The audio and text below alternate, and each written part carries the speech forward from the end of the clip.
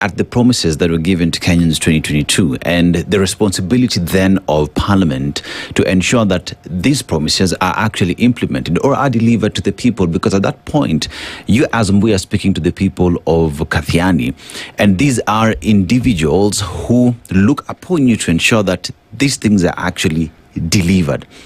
That when you get to Parliament as members of Parliament, it is no longer about we are pro-government. You are members of Parliament who are supposed to ensure that citizens of the Republic get services, get the job done. But that's not the story, though.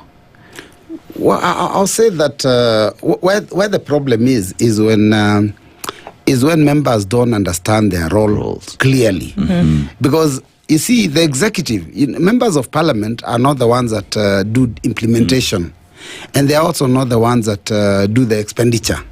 Members of Parliament are supposed to oversight. So our work is to even your promises. You told us you will do 1, 2, 3. So it's a responsibility of members of Parliament to hold you to account to what you said. Now, for example, the current regime, and it's important to talk about the regime in office because it's the easiest example. Now, when they were vying, and I just said, they told us that Mama Mboga will be uplifted. I would like them to show me how they have done it, because they told us they'll put money in our pockets.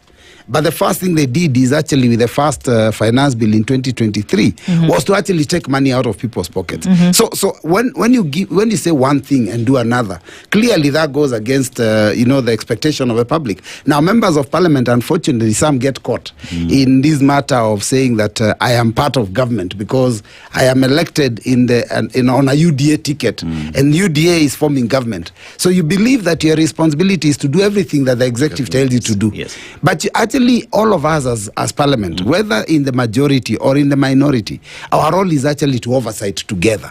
So if there is a minister that is not doing their job, when we start questioning them, it's a responsibility of every member to actually allow that questioning so that we can get answers on behalf of the people that we represent. Several times I've asked certain questions. I remember in about a year or two ago, actually 2024. I remember asking a question to the CS for education, whether they were prepared for the CBE system that was going to grade 9. Yes. Because in 2020, the first grade 9 was in 2025. Yes. So in 2024, I asked this question: are we ready? Do we have the classrooms for grade 9? Do we have the lab? Because we require to have a lab in junior secondary so that we can be able to transition.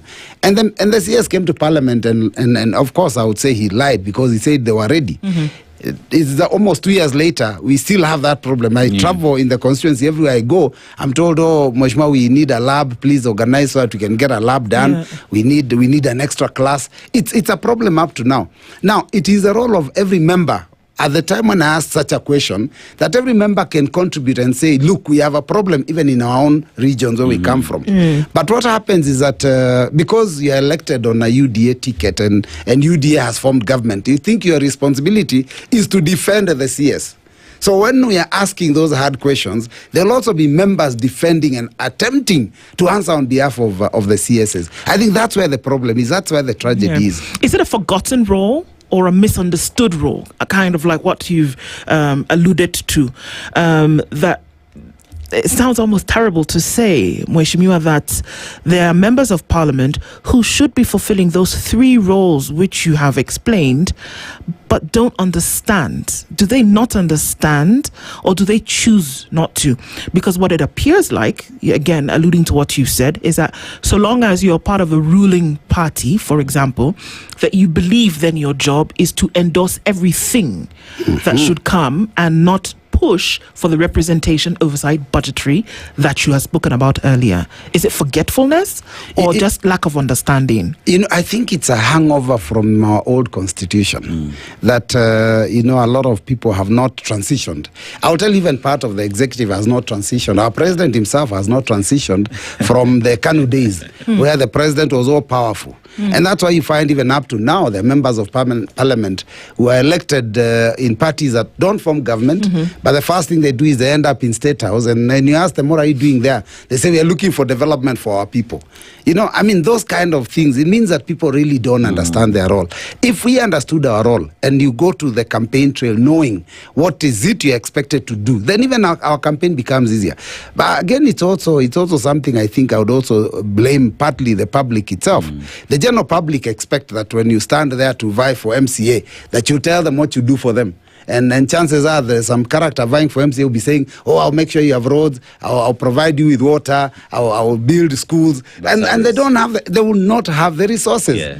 MCAs don't have resources. Members of parliament don't have resources. Both the National Assembly and Senate, they don't have resources to be able to do this development agenda. So when they stand up and say, "Oh, I'll build roads, I'll provide you with electricity," they're lying. In fact, the answer I always give, because people will always ask you in every public baraza, "Oh, Mheshimiwa, we have no electricity." I tell them, you know what?